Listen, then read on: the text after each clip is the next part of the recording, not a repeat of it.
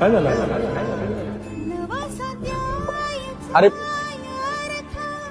आख्या काय झालंय? अरे काय झालंय प्रशांत?